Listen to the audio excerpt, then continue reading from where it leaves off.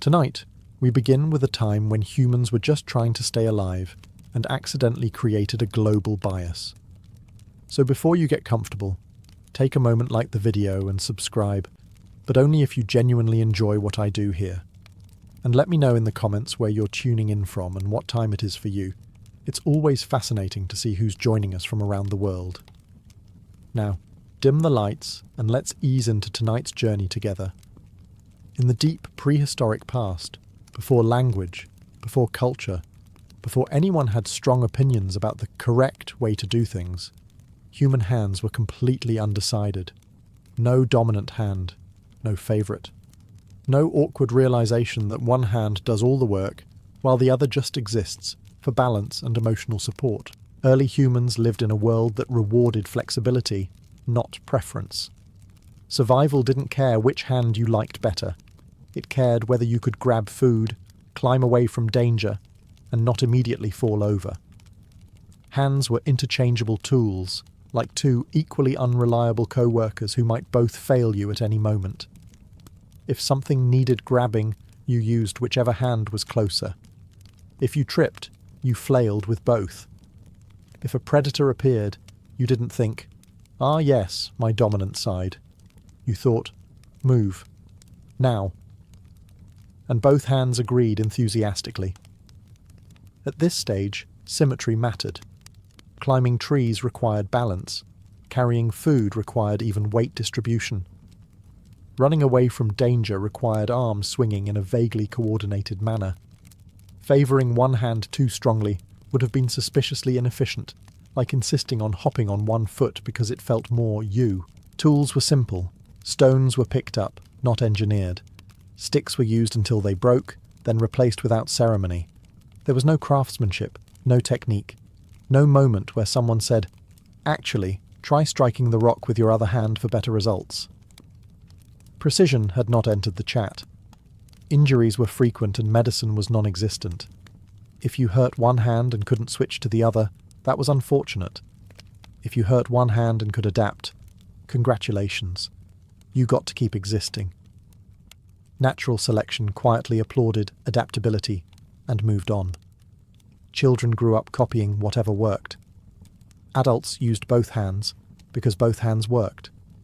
No one corrected anyone. No one cared.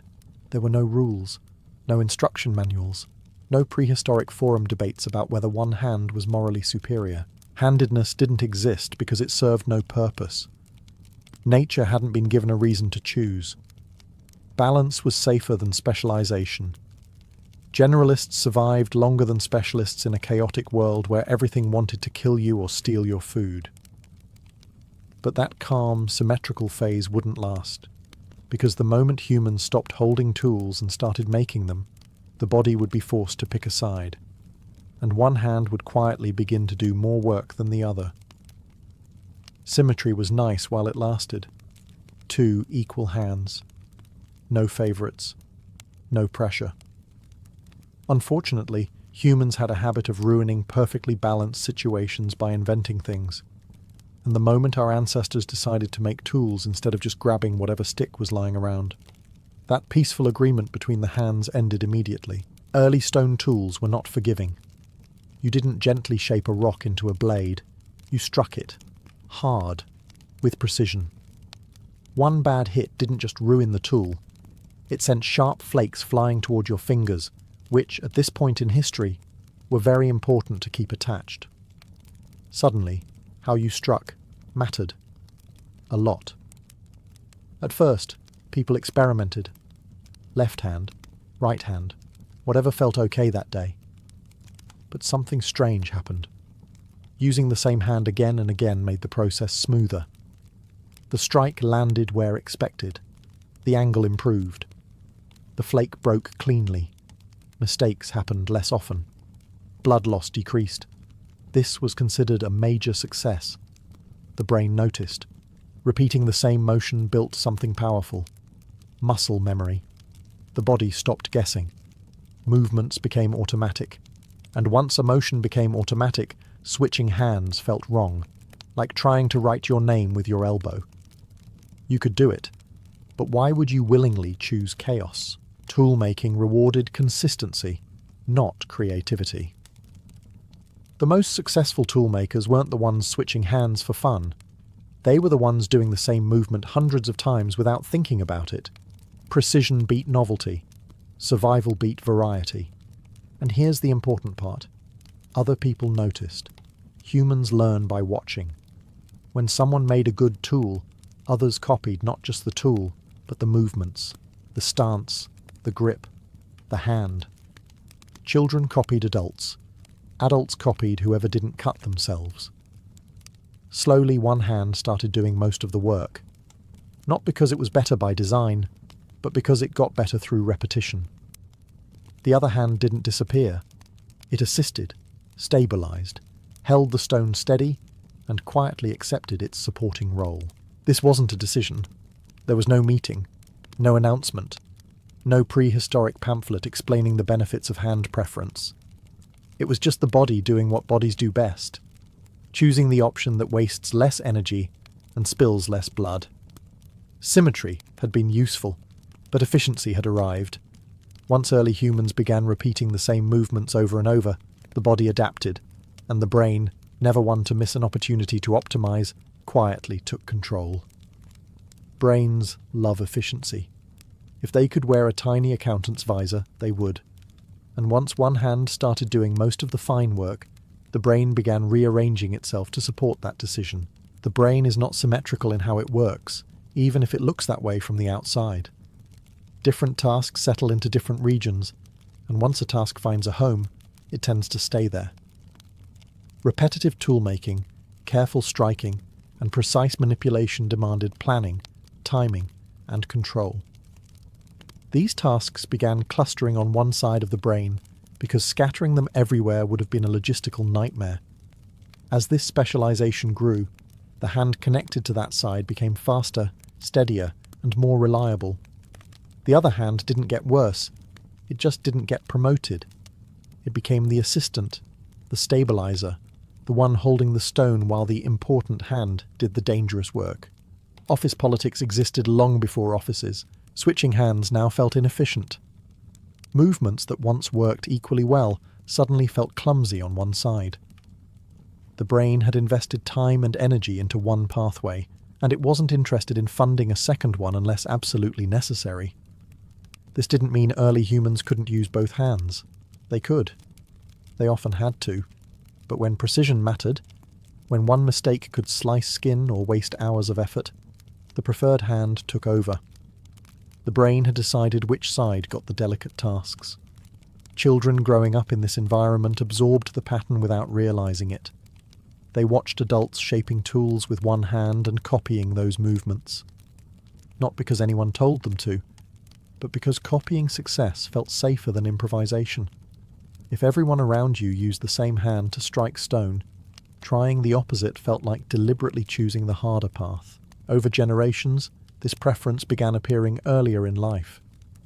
The brain wasn't born biased yet, but it was becoming more likely to settle into the same pattern. What started as habit slowly edged toward biology. There was no grand plan behind this, just quiet neurological bookkeeping. The brain looked at what worked, doubled down on it, and ignored the side that didn't complain. One hand had become the specialist. The other became support staff, and the brain approved this arrangement without asking either hand how it felt about it. Once the brain picked a favourite, the body followed without argument. Muscles are loyal like that. Give them a job, repeat it often enough, and they'll do it automatically. No questions asked. No feedback forms submitted. This is muscle memory, and prehistoric humans leaned on it heavily. Mostly because thinking too much while hitting rocks was a great way to lose fingers. Repetition turned movement into instinct. The preferred hand struck stone again and again, learning the exact angle, force, and timing needed to split flakes cleanly. The body stopped hesitating. The arm moved before the mind finished the thought. This was efficient. This was safe. This was the closest thing early humans had to mastery. The other hand, meanwhile, found its calling as support. It held the core stone steady. It adjusted grip. It braced. It did important work, just not glamorous work. Every operation needs someone holding things in place, and that role was filled quietly, without applause. At this point, switching hands became deeply uncomfortable. Not impossible, just wrong. Using the non-preferred hand to strike felt like trying to walk with someone else's legs. The movement was technically possible, but nothing lined up properly. Timing was off. Force was inconsistent. Results were disappointing. Blood loss risk increased. The body noticed.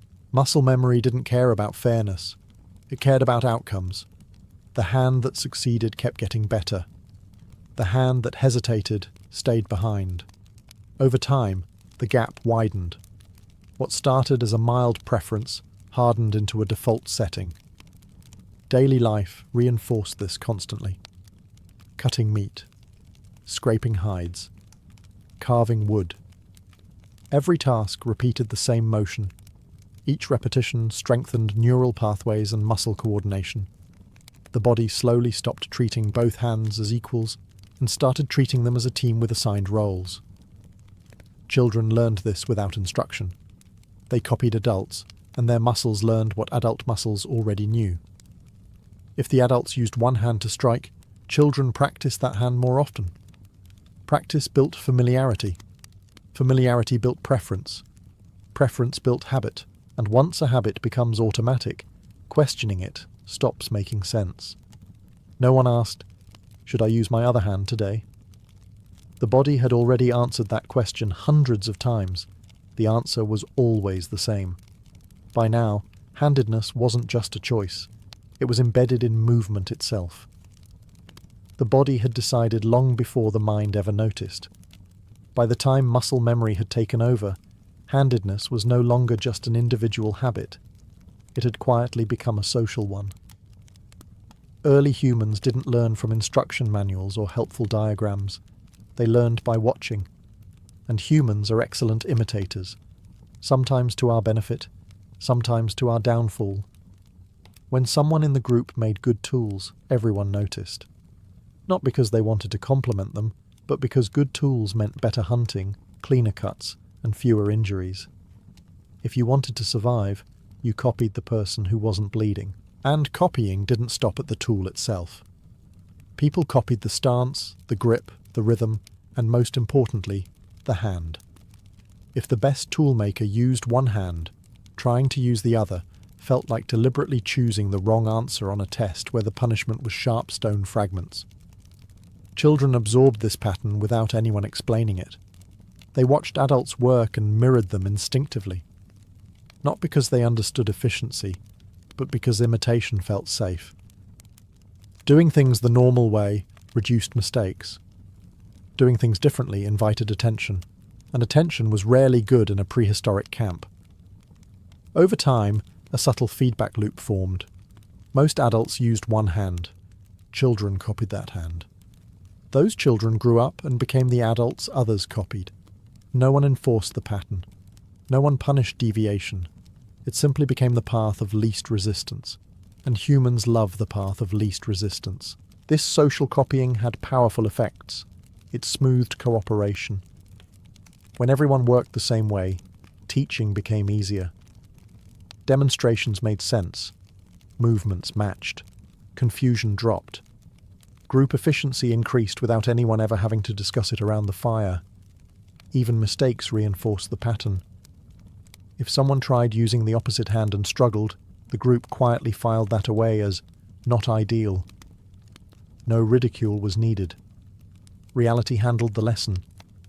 The person either adapted or switched back. Importantly, this didn't erase left-handed individuals. Some people still favoured the opposite hand, but now they stood out slightly.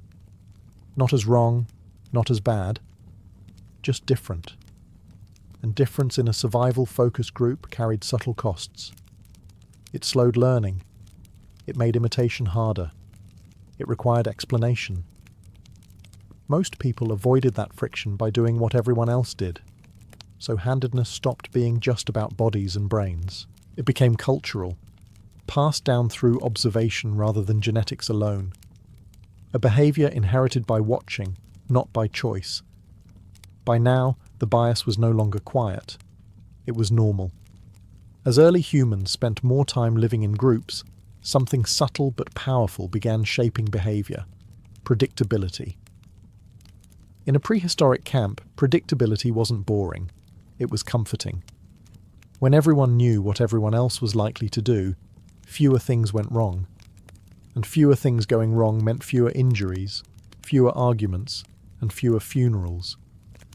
When most people used the same hand for precise tasks, movement became easier to anticipate. You knew where someone's arm would swing when they struck stone. You knew which side they'd pass a tool from. You knew how close you could stand without suddenly losing a finger. This mattered more than you might think, especially when sharp objects were involved. Imagine several people working close together, shaping tools or processing food.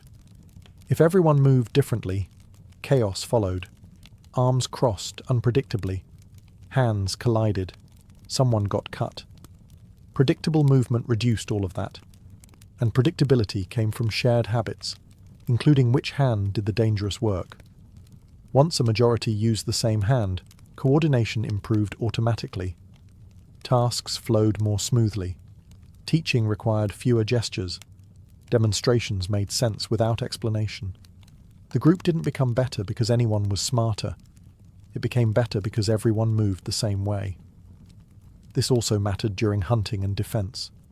When people stood side by side, they needed to know how others would move, which arm would extend, which direction a throw would come from, which side someone would step toward when startled.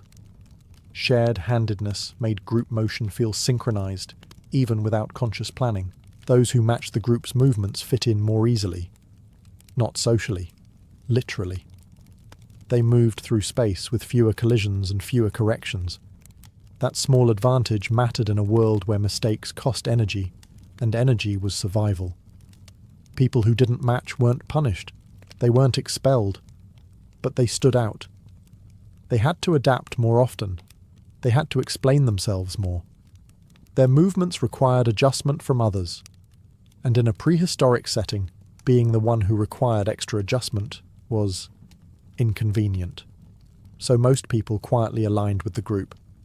Not because they were forced to, but because it worked. Humans have always favoured behaviours that reduce friction. The hand that matched the group reduced friction in every sense of the word. At this point, handedness wasn't just about tools or brains. It was about moving safely among others. And predictability had become a survival trait. The group didn't choose a dominant hand. It simply drifted toward the one that caused fewer problems. If tool-making nudged humans toward a preferred hand, hunting shoved them firmly in that direction and then asked them to commit. Hunting wasn't a solo activity for long. Once early, humans began working together to bring down animals larger, faster, and significantly more annoyed than themselves. Coordination stopped being optional. Thrown weapons were the turning point. Spears, stones, and later sharpened projectiles demanded accuracy. A bad throw didn't just miss dinner, it alerted the dinner. And the dinner often responded with horns, hooves, or teeth. Precision mattered. Consistency mattered more. Throwing is not symmetrical. It relies on timing, balance, and follow-through. Repeating the same throwing motion with the same arm dramatically improves accuracy. Switching arms resets the learning curve. Early hunters didn't have the luxury of experimentation. They needed the arm that hit most often, not the arm that felt philosophically balanced. Once most hunters favoured the same arm, hunting formations adapted. People spaced themselves based on expected throws. You knew which side someone would wind up from. You knew where not to stand unless you enjoyed sudden blunt force trauma. Shared handedness reduced friendly fire incidents, which were already unpopular. The same logic applied when things went wrong. Animals charged, groups scattered, people reacted instinctively. Instinct favoured the practiced hand. The hand that had thrown hundreds of times responded faster under stress. The other hand hesitated, and hesitation was rarely rewarded in prehistoric life. This didn't require violence between humans, though that came later. Just surviving the hunt was enough to reinforce the bias. Those who aligned with the dominant throwing pattern succeeded more often. Success meant food. Food meant survival. Survival meant passing on habits, not opinions. And here's the quiet part. Left-handed individuals didn't disappear. Some were excellent hunters. Some may have been better precisely because they were different. But being different required others to adjust, and adjustment introduced risk. In dangerous environments, groups prefer predictability over brilliance. A reliable hunter who throws the same way every time is easier to plan around than a surprising one who occasionally causes confusion. That doesn't make the surprising one bad, just inconvenient. So hunting didn't eliminate variation. It locked in the majority. Once survival hinged on repeated, coordinated movement under stress, the hand that performed best most often became the default. Not because it was right, but because it worked. And in prehistory, it worked was the highest compliment nature ever gave. Hunting taught humans many things, but perhaps the most important lesson was this. Under stress, you do not rise to the occasion. You default to habit. And nothing reveals a habit faster than a moment when something large, fast, and very motivated is running toward you. In calm conditions, early humans could still use both hands fairly well. They could switch if needed. They could adapt. But stress has no patience for experimentation. When danger appeared suddenly, the brain skipped deliberation and reached for the movement it trusted most. The hand that had practiced more simply moved first. This is where handedness stopped being a mild preference and started becoming automatic. When a hunt went wrong, there was no time to think. You didn't evaluate which hand might be optimal today. You reacted. You threw. You struck. You grabbed. And every time stress forced the same hand into action, that pathway grew stronger. The brain quietly updated its notes. This is the hand we use when things get serious. Repeated stress locked this pattern in, deeper than calm practice ever could. The hand that performed under pressure became the hand the body trusted. The other hand still worked. It just wasn't invited to emergencies anymore. This mattered outside of hunting too. Sudden falls, slips on loose ground, encounters with predators. All demanded instant reactions. The same hand reached out to catch balance. The same arm shielded the body. The same side led when sprinting away in panic. Over time, the body developed a stress hierarchy. One side acted, the other assisted. Groups noticed this, even if they didn't articulate it. People began to expect certain movements from others during chaos. When danger erupted, you assumed your neighbor would react a certain way. That assumption reduced confusion. It also punished deviation. Someone who reacted differently forced others to adjust in moments when adjustment was costly. Again, no one banned alternative behavior. It just quietly failed more often. Children learned this pattern by observation. They saw which hand adults used when things went wrong, not when things went right. They copied the hand that acted fastest, not the one that looked balanced. Stress became the teacher. By now, handedness wasn't just about tools or teaching or hunting technique. It was about instinct. When the world went quiet, both hands were equal. When the world went wrong, one hand took charge. And once the body learns which side saves it most often, it never really forgets. Once stress revealed which hand humans trusted most, evolution did what it always does best. It quietly started keeping score. Not with charts, not with numbers carved into stone tablets, but with a simple metric: who survived long enough to keep reproducing. Prehistoric life was not kind enough to tolerate inefficiency for very long. Small advantages didn't feel small when stacked day after day. The hand that reacted faster under pressure reduced injuries. Fewer injuries meant fewer infections. Fewer infections meant fewer funerals. And fewer funerals meant more people sticking around to raise children who copied their habits. This wasn't dramatic. No one dropped dead because they used the wrong hand once. It was subtler than that. People who favoured the practiced hand made slightly fewer mistakes. They stumbled less. They recovered balance faster. They avoided one extra cut, One extra fall, one extra moment of hesitation. Over years, those tiny advantages added up. The other hand wasn't useless, far from it. But when danger appeared suddenly, the body leaned on the hand it trusted. And trust is built through repetition, not fairness. The hand that had proven itself under pressure kept being chosen. The hand that kept being chosen kept getting better. From the outside, nothing looked different. Camp still functioned. People still hunted. Children still played in the dirt and put questionable things in their mouths. But beneath the surface, behaviour was stabilising. The same movements repeated across individuals. The same hand reached first. The same arm led. Groups didn't consciously select for this. They didn't need to. Natural selection handled it quietly, efficiently, and without feedback. Those whose habits aligned with the group's dominant pattern integrated more easily. Those who didn't had to adapt more often. Adaptation costs energy. Energy was precious. Over generations, this bias appeared earlier in life. Children began showing preference sooner, not because they were born that way yet, but because the environment reinforced it from the moment they could grab objects. The world rewarded one pattern more than the other. And here's the important part. The pattern didn't need to be perfect. It only needed to be common enough to matter. Once most people leaned one way, the environment itself pushed others in the same direction. No decision. No command. Just survival math doing what it always does. By now, handedness wasn't a habit anymore. It was a trend with momentum. By the time survival statistics had quietly nudged humans toward a preferred hand, the process no longer waited for adulthood. It began early, very early, often before children understood what their hands were for beyond grabbing food and occasionally hitting siblings. Prehistoric children didn't receive lessons. They received environments, and those environments were already biased. Tools lay around the camp shaped for a certain grip. Adults moved in predictable ways. Tasks were demonstrated the same way again and again.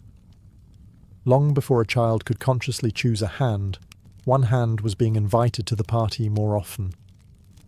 When a child picked up a stone, adults corrected the motion without words.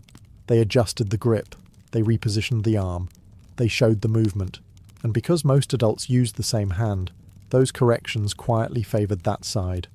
Not intentionally, just statistically. Children are learning machines with no filters. They don't ask, is this optimal? They ask, does this work? And what worked most often was what everyone else was doing. Using the same hand made copying easier. Easier meant fewer mistakes. Fewer mistakes meant fewer frustrated adults, which, in prehistoric times, was an underrated survival skill. As children practiced daily tasks, scraping hides, carrying food, shaping simple tools, muscle memory formed quickly. The hand used most often developed strength and coordination faster. The other hand didn't fall behind because it was weak. It fell behind because it was used less. Practice beats potential every time. This early reinforcement made handedness feel natural, even inevitable. By the time a child noticed they preferred one hand, the preference was already baked in. Asking them to switch would have felt strange, like asking them to suddenly walk backward everywhere. Importantly, this wasn't genetic destiny yet. It was learned behaviour shaped by environment. Some children still leaned the other way, but the environment gently pushed most in the same direction. No pressure, no punishment, just gravity.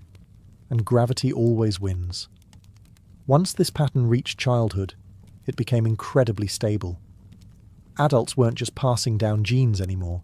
They were passing down habits before children could question them. Handedness stopped being something that emerged slowly. It appeared early and stayed. At this point in prehistory, the bias didn't feel like a bias. It felt like how hands worked. And that's the most powerful trick evolution ever plays, making history feel like instinct. Once handedness settled in early childhood, it stopped feeling like a behaviour and started feeling like the way things were done.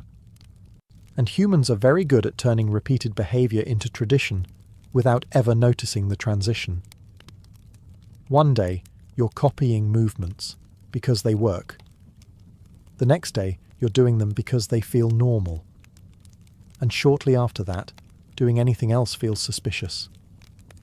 In prehistoric groups, traditions weren't announced. There were no elders standing around saying, "From now on, we strike stones with this hand." Traditions formed the same way paths formed, by being walked on repeatedly until the ground forgot it could be anything else. Every daily task reinforced the same motion: cutting meat, scraping hides, carving wood, passing tools. Each repetition quietly told the brain, "This is correct." The other hand wasn't wrong. It was just unnecessary. And unnecessary things tend to fade politely into the background. Once habits reach this stage, they stop requiring attention. People no longer think about which hand they're using. They simply act. That automatic quality made work faster and coordination smoother. It also made deviation more noticeable. Someone using the opposite hand wasn't breaking a rule, but they were breaking expectation. Expectation matters in groups. When people expect a certain movement, they plan around it. They stand accordingly. They pass tools accordingly. They react accordingly. When someone moves differently, others must adjust. Adjustment takes effort. Effort costs energy. Energy was precious. So even without judgment, tradition nudged people toward conformity. Most humans happily complied, not out of fear, but because it reduced friction. Being predictable made life easier, and easy was good. Children absorbed this atmosphere without commentary. They didn't learn handedness as a concept. They learned it as background noise. The way the fire was built, the way tools were held, the way bodies moved around one another. By now, handedness had crossed an important threshold. It no longer depended on immediate survival advantage. It was maintained by comfort, and comfort is powerful. Once something feels comfortable, questioning it feels unnecessary. This is how small biases survive long after their original purpose fades. They don't need enforcement. They don't need belief. They just need repetition. At this point in prehistory, handedness wasn't about tools or hunting anymore. It was about rhythm, about shared movement, about doing things the way they had always been done. And once a behavior reaches that stage, it becomes very difficult to reverse, even if no one remembers why it started. For a long time, handedness was just behavior. A habit reinforced by tools, teaching, and social comfort. But evolution has a funny habit of watching what organisms do, repeatedly and quietly, adjusting the hardware to match. Not immediately, not dramatically, just slowly, over generations, like a background software update no one asked for. Once most humans consistently favored one hand, their bodies began adapting in subtle ways. The preferred hand became stronger, faster, more coordinated. That alone wasn't genetic. Muscles respond to use. But the brain supporting that hand also developed more refined control. Neural pathways grew thicker. Signals traveled faster. Practice was literally reshaping the brain. Now imagine this pattern repeating across generations. Children grow up in an environment where one hand is used more. Their brains adapt early. Those whose nervous systems adapt efficiently perform tasks better. Better performance leads to fewer injuries and more success. More success leads to longer lives and more offspring. And suddenly, behavior starts whispering suggestions to biology. This doesn't mean babies were born right-handed overnight. Evolution doesn't work like flipping a switch. It works like erosion. Slow, patient, and relentless. Small neurological tendencies that made it easier to settle into the dominant pattern became slightly more common. Not guaranteed, just more likely. Some brains adapted faster to specialization. Some struggled more. Guess which ones thrived in a world that rewarded efficiency and punished hesitation? Over many generations, these tiny differences nudged population averages. The bias grew stronger, earlier, and harder to undo. Importantly, variation never vanished. Evolution hates monocultures. Too much sameness is risky. Left-leaning individuals continued to appear, partly because flexibility still had value, and partly because biology rarely reaches absolute extremes. A small minority remained different, and that difference occasionally paid off in unpredictable situations. But the majority trend kept drifting in the same direction. Once a behavior becomes common, the environment reinforces it. Once the environment reinforces it, biology begins accommodating it. This loop is powerful, quiet, and very difficult to reverse. By now, handedness wasn't just something people did. It was something bodies expected to do. And that's the moment when a prehistoric habit stopped being temporary. It became a trait, not fixed, not universal, but persistent. All because early humans hit rocks the same way for a very long time and never thought to ask whether the other hand deserved a chance. Once behavior started nudging biology, the balance quietly tipped. Handedness no longer needed constant reinforcement to survive. It had reached a point where doing nothing was enough to keep it going. The majority had become the default, and defaults are powerful things. They don't argue. They don't persuade. They simply exist, and everyone adjusts around them. In prehistoric groups, no one woke up thinking, "I will now conform to the dominant hand preference." They woke up thinking about food, shelter, and whether something nearby wanted to eat them. But every object they touched already assumed a certain way of being held. Every movement they watched already followed a familiar pattern. The environment itself leaned one way. When most people use the same hand, the world subtly reorganizes around that fact. Tools are shaped accordingly. Tasks are demonstrated accordingly. Space is navigated accordingly. Even without intention, the majority hand becomes the path of least resistance. For someone leaning the other way, nothing was impossible, just slightly harder. Copying movements took more effort. Learning from demonstrations required mental flipping. Timing felt off. These weren't dramatic barriers. They were small annoyances. But prehistoric life was already full of discomfort, and humans are very good at avoiding unnecessary ones. So most people settled into the majority pattern without thinking about it. The hand that fit the world required less adjustment. Less adjustment meant less energy spent on adaptation. Less energy spent adapting meant more energy available for survival. This is how a preference becomes invisible. When something works for most people, it stops being noticed. It fades into the background of daily life. No one praises it. No one questions it. It simply feels normal. At this point, handedness was no longer actively evolving through trial and error. It was being maintained through inertia. The system had momentum, and momentum doesn't need justification. Variation still existed. Some individuals favoured the opposite hand. They adapted. They functioned. They survived. But the world did not reorganize for them. They reorganized themselves around the world. By now the question wasn't, which hand is better? It was, why would anyone bother changing? And once a behaviour reaches that stage, when changing feels harder than continuing, it tends to persist for a very long time, even across tens of thousands of years. By now, it might sound like prehistoric humans were on track to become perfectly uniform, all moving in the same direction with the same hand like a very disorganized marching band. But evolution rarely allows anything to become that tidy. Just when you think a pattern has fully taken over, variation stubbornly refuses to leave. Left-handedness didn't vanish. It never did. And the reason is simple. Being different sometimes helps. In a world where most people moved, threw, struck and reacted the same way, someone who did things differently introduced unpredictability. Unpredictability can be inconvenient for teaching, but it can be extremely useful in chaotic situations. During hunts, sudden confrontations, or moments of confusion, a person whose movements didn't match expectations could gain a small edge. That edge didn't need to be dramatic. It didn't need to win every encounter. It only needed to help occasionally. Evolution doesn't require dominance. It requires persistence. Left-leaning individuals were often more flexible. They learned to adapt in a world built around the majority. They switched tasks more easily. They compensated.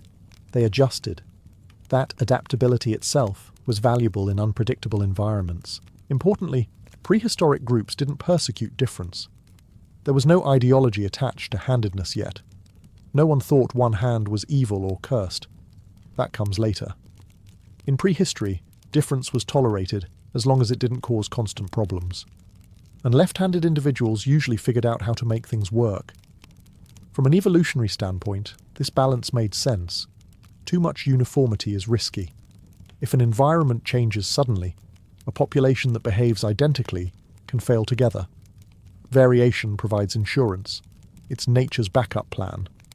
So left-handedness lingered at low levels, not common enough to disrupt coordination, not rare enough to disappear, just enough to keep the system flexible. This is why handedness never reached 100% dominance. The system stabilized instead.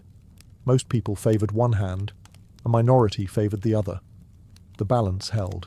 And once a trait stabilizes like that, it becomes remarkably resilient. It survives migrations, climate shifts, and technological changes. It gets carried forward simply because nothing pushes it strongly enough to change. By the end of deep prehistory, handedness had settled into a familiar pattern, mostly one way, occasionally the other, and never fully explained by anyone living through it. The bias was real. The variation was real. And both were here to stay. By the end of deep prehistory, nothing dramatic had happened to lock in handedness.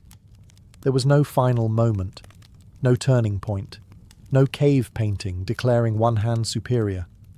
Instead, something much quieter occurred. The bias simply stayed. What began as flexibility gave way to habit. Habit turned into tradition. Tradition nudged biology. Biology stabilized the pattern. And once that loop formed, it didn't need constant reinforcement anymore. It ran on momentum alone. Most humans now grew up favoring one hand without questioning it. They didn't know they were participating in an ancient evolutionary trend. They weren't aware they were inheriting a behavioral bias tens of thousands of years old. They just reached out, grabbed something, and kept going with their day. The environment supported this without effort. Tools felt right in one hand. Movements flowed more smoothly that way. Learning felt easier. Deviating required thought, and thought was energy. Energy was precious, so most people didn't bother. And that's the important part. Handedness didn't win because it was optimal in some perfect sense. It won because it was good enough and already there. Evolution loves good enough. It avoids unnecessary upgrades. Left-handed individuals continued to exist, quietly and persistently. They adapted to a world that leaned the other way. Sometimes that difference helped. Sometimes it didn't. But it never disappeared, because complete uniformity is dangerous. Variation kept the population resilient. By now, handedness had become invisible. People no longer noticed it forming. They only noticed it when something went wrong. When a movement felt awkward, when a tool didn't fit, when someone moved differently. That's usually how ancient traits survive. They disappear into the background until friction reminds you they're there. As humans prepared to leave prehistory behind, inventing symbols, building shelters meant to last, and eventually writing things down, they carried this bias with them, not as a rule, not as a belief, just as a default. One hand led, the other adapted, and no one alive at the time knew why.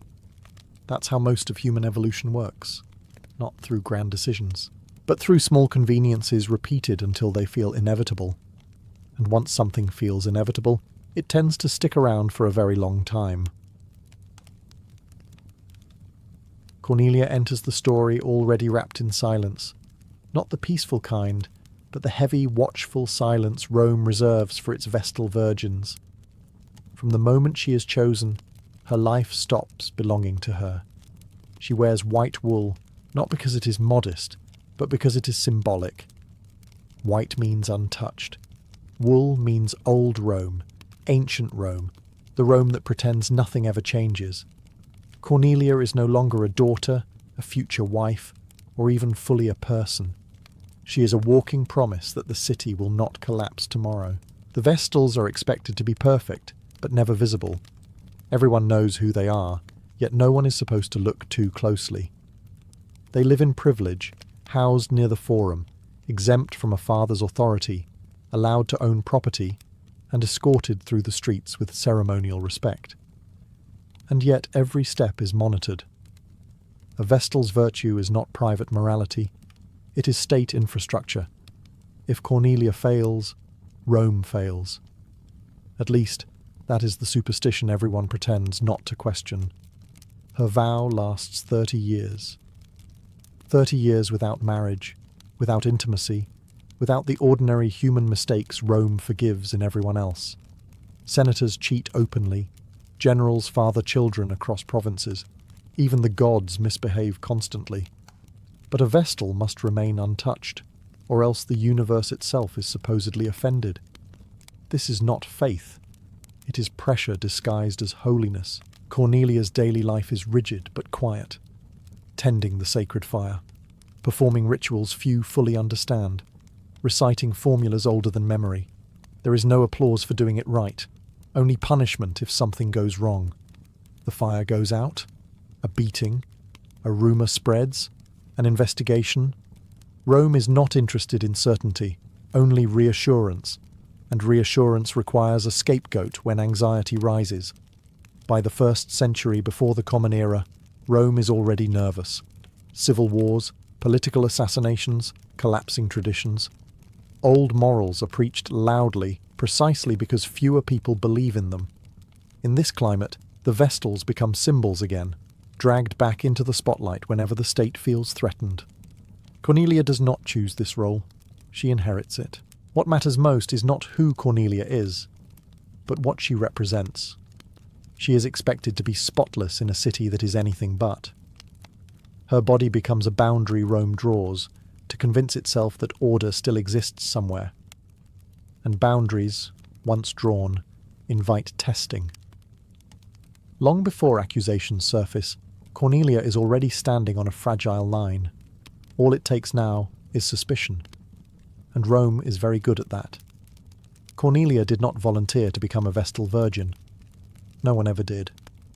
Selection happened early, usually in childhood, when a girl was young enough to be shaped and old enough to understand fear. Priests chose carefully, healthy body, respectable family, no visible flaws. Rome wanted symbols that looked convincing.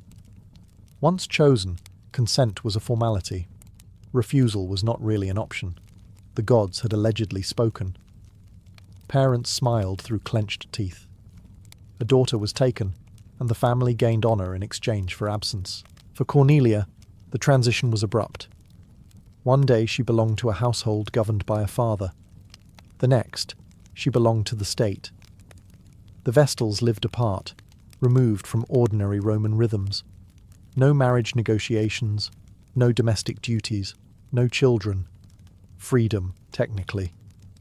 But only if freedom means being watched by everyone and trusted by no one. The Vestal house was both sanctuary and cage. Training was relentless. Rituals had to be memorized perfectly. Movements repeated until muscle replaced thought. Mistakes were not framed as learning experiences. They were omens. A mispronounced prayer could mean divine displeasure. A clumsy gesture might explain a bad harvest or a military loss weeks later. Rome connected dots aggressively when it felt anxious, and it often felt anxious. Cornelia learned quickly that her body was public property. How she walked, how she spoke, how she looked at others. Too cold, and she was arrogant. Too warm, and she was suspicious. Neutrality was the goal, but neutrality is difficult to maintain when everyone is searching for meaning. Even breathing wrong could become a narrative. Yet the Vestals were powerful in subtle ways. They could pardon condemned men by chance encounter. Their testimony held unusual weight. They sat in places of honor at public games. Rome respected them because it feared what would happen without them. That fear was both protection and threat. Reverence can turn into violence when disappointment arrives.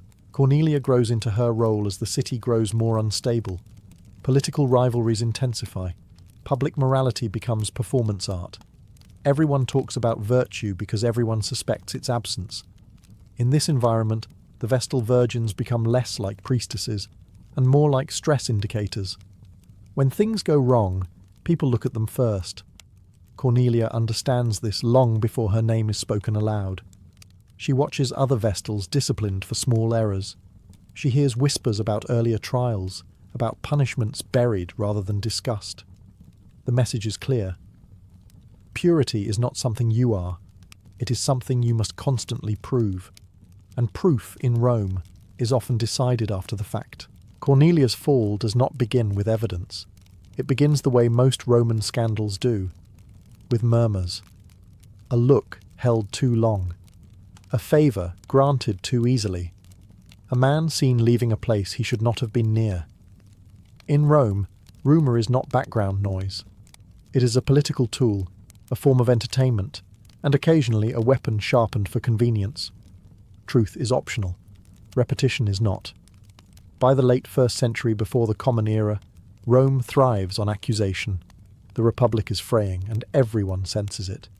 When institutions weaken, moral panic fills the gap. People want explanations for disasters, defeats, and unease. And explanations are much easier when they wear a human face, preferably a female one sworn to impossible standards. Cornelia's name begins circulating quietly. Not shouted, whispered, which is worse. Loud accusations demand proof. Whispers invite imagination. A Vestal accused of breaking her vow is the perfect storm. Sacred betrayal, sexual scandal, divine anger, and political distraction rolled into one. It does not matter whether the accusation is true. It matters that it feels useful. Rome tells itself that the Vestals are above suspicion. In practice, they are under permanent surveillance. Their interactions are monitored, their movements recorded, their friendships judged.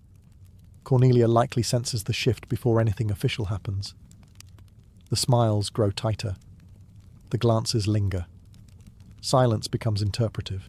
At this stage, nothing concrete is required. Roman law allows suspicion to harden into assumption. If the gods seem displeased, someone must be responsible. Crops fail. Omens appear. A fire behaves strangely. None of these things need direct connection to Cornelia. The logic runs backward. Something is wrong. Therefore, someone must have sinned. Therefore, someone will be found. The most dangerous part is that Cornelia cannot defend herself in ordinary ways. She cannot explain private behaviour because she is not supposed to have any. She cannot point to a husband or household to vouch for her because she has neither. Her virtue is assumed until it is questioned.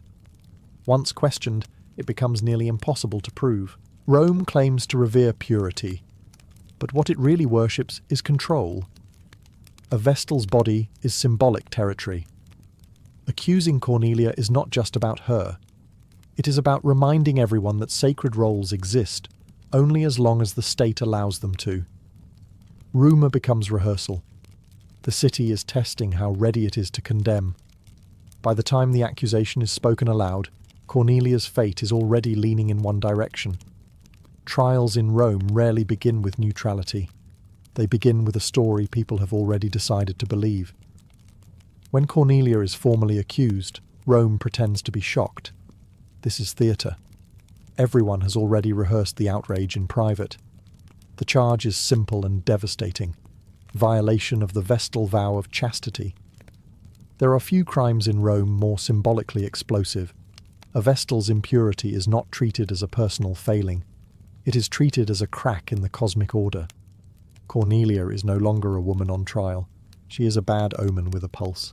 The proceedings are led by the College of Pontiffs, men who are both priests and politicians.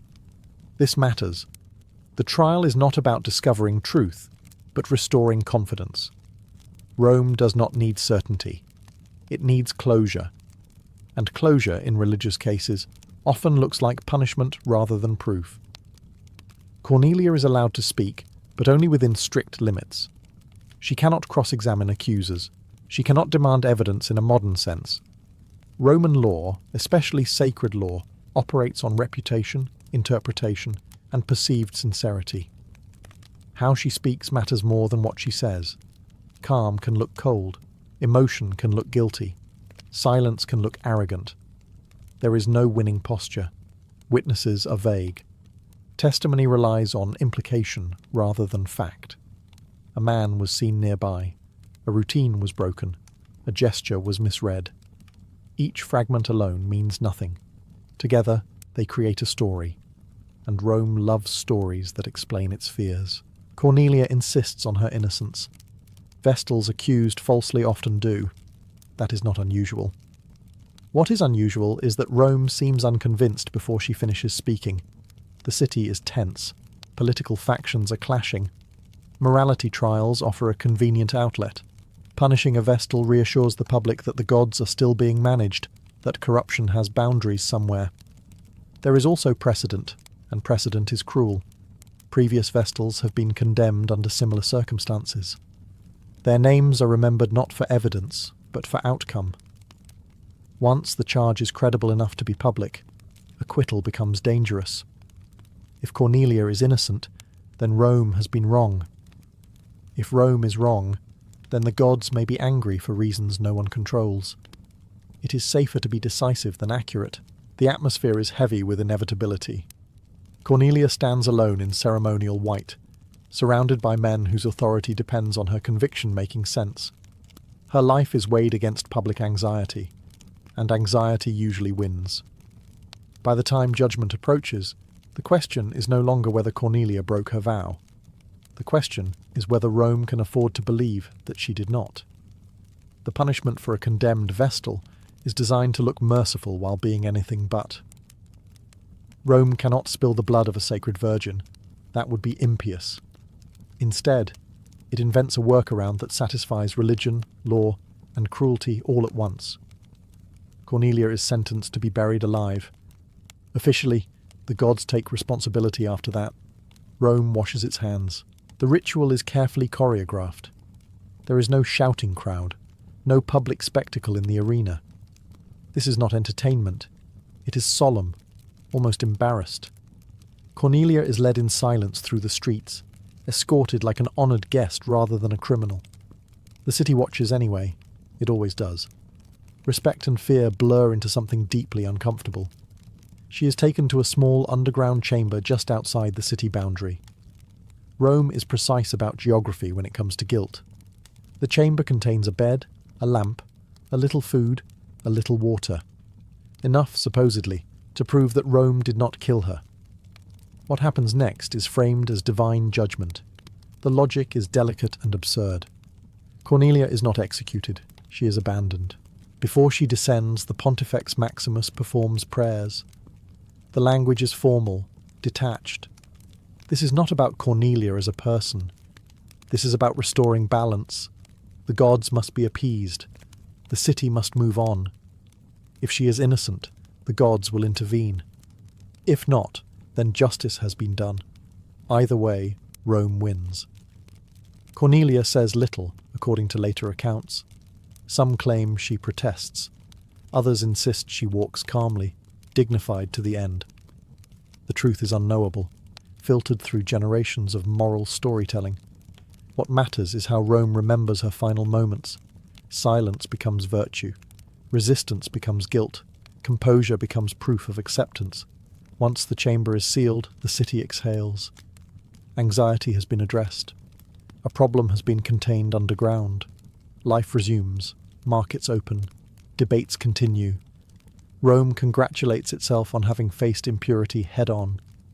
The sacred fire still burns. That is what counts. But the punishment lingers in the imagination. Burial alive is not just death. It is erasure performed politely. Cornelia disappears without blood, without noise, without disruption. Her body becomes a message. This is the cost of failing a symbol. Whether she was guilty no longer matters. The ritual has transformed her into something else, not a Vestal, not a woman, but a warning. And Rome is very good at remembering warnings when it suits its sense of order. After Cornelia's death, Rome does what it always does best. It narrates itself into comfort. Officially, justice has been served. The gods have been appeased. The sacred order has been restored. But beneath the surface, something does not sit right. Cornelia's case leaves behind an unease that cannot be buried as neatly as her body. The problem is evidence, or rather the lack of it. No lover is publicly named. No confession is recorded. No decisive proof ever emerges. Roman writers are strangely vague when discussing the details, a silence that speaks louder than certainty. This is unusual in a culture that loves specificity when condemning moral failure. Rome normally names names. Here it hesitates. Some contemporaries begin to whisper a different interpretation. Perhaps Cornelia was innocent. Perhaps she was convenient. In a time of political instability, accusations against Vestals spike suspiciously often. When the state feels threatened, purity trials multiply. Cornelia's condemnation begins to look less like justice and more like ritualized anxiety management. Roman law is flexible when it wants to be. Powerful men escape punishment for crimes far more concrete than Cornelia's alleged offense. Adultery laws are enforced selectively. Corruption is tolerated openly. Yet a Vestal, sworn to embody perfection, is held to a standard no human can meet. The imbalance becomes difficult to ignore. Later, commentators struggle with her case. Some defend the verdict out of loyalty to tradition. To question it would mean admitting that Rome killed an innocent woman to calm itself. Others hedge, suggesting divine mysteries beyond human understanding. A few are bolder, hinting that Cornelia was the victim of politics disguised as religion. What makes her story unsettling is not just her death, but how little Rome seems to learn from it. There is no reform, no tightening of legal standards, no reflection on the burden placed on Vestals. The system remains intact because acknowledging its failure would destabilize more than a single trial. It would expose the fragility of sacred authority itself. Cornelia's name survives not because she was proven guilty, but because she was memorable. Her case becomes shorthand for the dangers of suspicion and the violence of moral certainty. Even in a society comfortable with brutality, burying a woman alive without proof leaves a stain. Rome moves forward, as it always does. But Cornelia's shadow lingers in the legal imagination. Her story quietly asks a question Roman power prefers not to answer. When purity is enforced by fear, is it purity at all? Cornelia does not disappear after her death. She changes form. From a living Vestal, she becomes precedent. Roman law absorbs her quietly, the way it absorbs most uncomfortable lessons. Not by reforming itself, but by pointing backward and saying, "This is how it has always been done." Her burial becomes an example cited whenever Vestal discipline is discussed, a reminder wrapped in solemn language. The irony is sharp. Vestals are meant to stand outside ordinary law, protected by their sacred status. Yet Cornelia's case shows how easily that protection collapses. The same holiness that elevates them also isolates them. When accused, a Vestal has fewer defences than an ordinary woman, not more. Her exceptional status works against her. Law bends more easily around symbols than around people. Future Vestals grow up knowing her story. It is not told in detail. It does not need to be. The outline is enough. A name, a charge, an underground chamber. Fear does the rest. Discipline tightens not because rules change, but because imagination fills in the gaps. Cornelia becomes a silent instructor, enforcing obedience long after her voice is gone. Roman authorities benefit from this ambiguity. A clear miscarriage of justice would invite criticism. A vague, ritualized punishment invites reverence. Cornelia's death is framed as tragic but necessary, a sacrifice to stability. The state presents itself as reluctant, burdened by duty. This framing is powerful. It discourages sympathy and replaces it with resignation. Her case also reinforces a dangerous idea, that moral purity can be legislated into existence. Rome convinces itself that fear produces virtue, that the threat of annihilation ensures obedience. In reality, it produces silence. Vestals become more cautious, more isolated, less human. Any mistake becomes potentially fatal, not because of divine wrath, but because of institutional panic. Cornelia's individuality is erased almost completely. Later writers focus on the mechanism, not the woman. Burial alive becomes the topic, not the life lost within it. This is how systems protect themselves, by abstracting suffering into procedure. And yet, the discomfort never fully goes away. Cornelia's story is retold precisely because it unsettles. It exposes the gap between Rome's moral self-image and its actions. A society confident in its justice does not need to kill its symbols quietly. In turning Cornelia into law, Rome reveals its priorities. Order over truth, stability over mercy, ritual over humanity. Her body becomes a boundary marker, warning others not to cross lines that were never clearly drawn. And in that transformation, Cornelia stops being a vestal and becomes something more enduring. A question Rome never quite manages to silence. Long after Cornelia's body is sealed away, her story continues to move through Roman memory, in an uncomfortable half-light. She is remembered, but never clearly. Not as a heroine, not as a villain, just as a case. And that ambiguity is precisely why she lingers. Rome is excellent at celebrating certainty. It is far less comfortable with doubt that refuses to disappear. Writers who mention Cornelia do so cautiously. Some repeat the official version, carefully neutral, as if copying from a legal notice. Others soften the edges, emphasizing her dignity, her composure, her silence. These details are not accidental. They allow later Romans to admire her without questioning the system that destroyed her. Tragedy is acceptable. Error is not. But beneath these polished retellings, skepticism grows.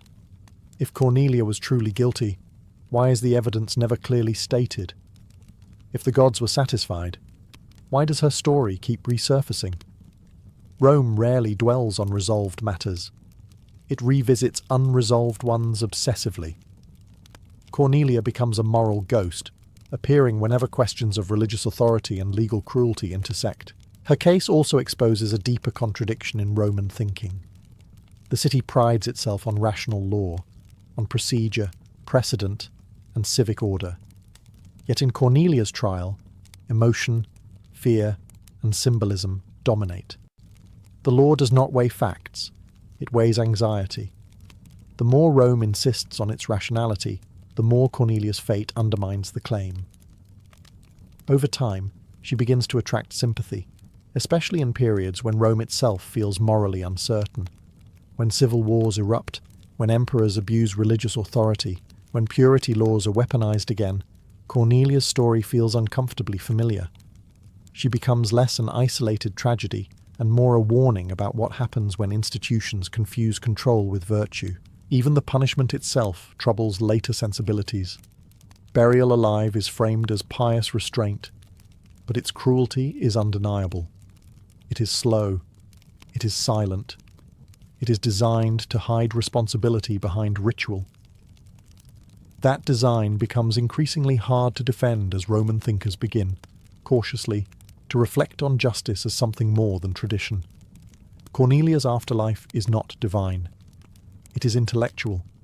She survives as doubt embedded in history, a reminder that sacred law can destroy the very values it claims to protect. Rome never formally apologizes. It never reopens the case. But it never fully lets her go either. And that unresolved tension is her final legacy. Cornelia does not return as proof of guilt or innocence. She returns as discomfort, as the quiet question Rome never answers. What if order was preserved at the cost of truth? Cornelia's story ends without resolution, and that is precisely why it endures. Rome wanted her case to close a wound. Instead, it left a scar. The trial, the punishment, the The silence afterward were all meant to restore confidence in divine order and civic discipline. Yet the lingering uncertainty surrounding her guilt undermines that goal. A system that relies on fear rather than clarity may function, but it does not convince.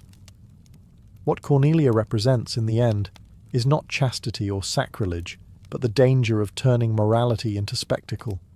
Rome believed that by destroying one symbol of impurity, it could cleanse itself. But symbols are fragile things. Once broken, they do not reassure. They haunt.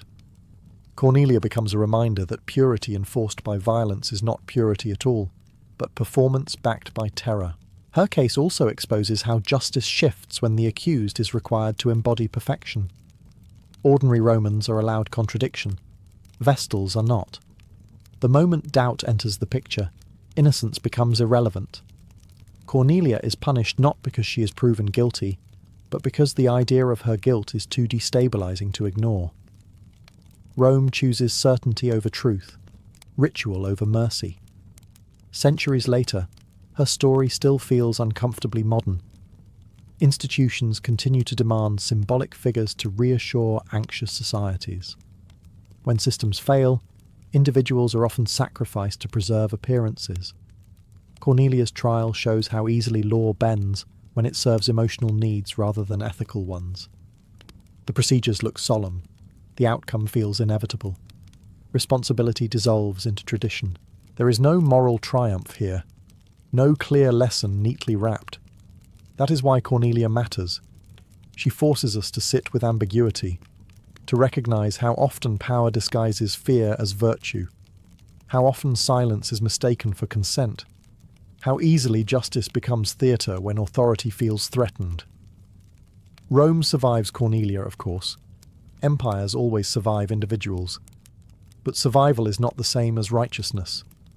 Cornelia's name outlives the men who condemned her because her story exposes something fragile at the heart of Roman confidence. The law that claims to protect order can also destroy innocence without ever admitting it has done so. In the end, Cornelia is not remembered for what she did, but for what Rome did to her. And that reversal is quietly devastating. Her story asks a final, unresolved question, one Rome never answers, and history keeps repeating. When a society punishes someone to preserve its image, who is really on trial? Roman baths were never just about washing dirt off the body. They were about being Roman.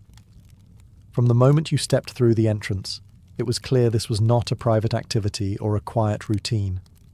Baths were loud, crowded, steamy, and unapologetically social.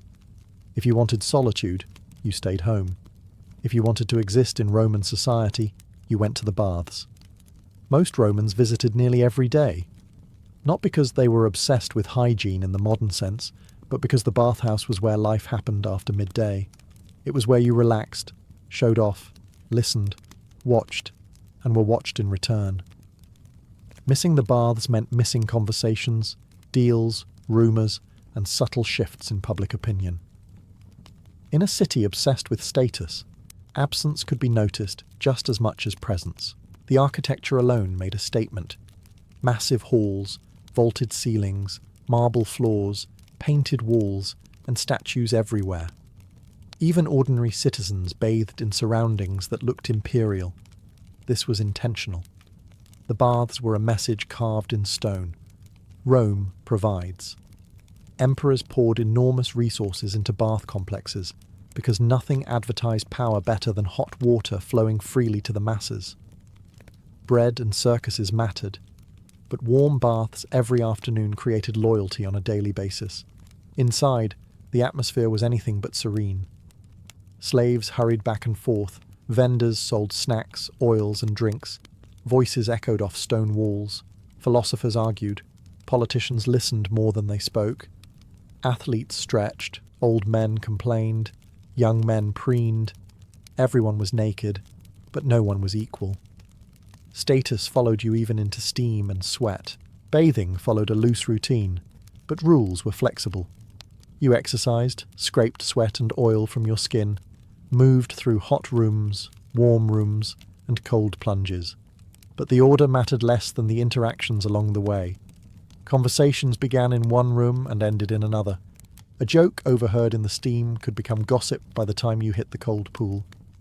Cleanliness was almost secondary. The real function of the baths was connection. Information flowed faster here than anywhere else in the city. If something was happening politically, socially, or scandalously, it surfaced in the baths first. The water washed bodies, but the space exposed people.